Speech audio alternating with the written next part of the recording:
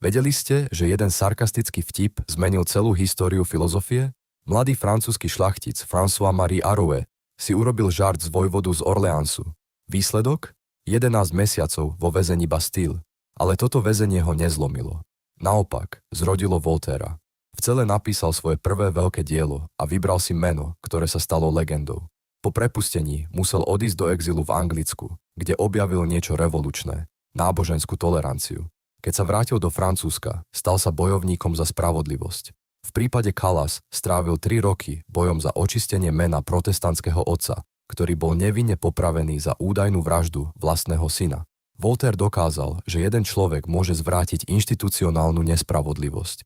Jeho väzenská skúsenosť a exil vytvorili filozofický rámec pre modernú náboženskú slobodu.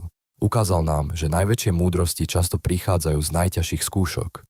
Niekedy musíme stratiť všetko, aby sme našli svoju skutočnú silu.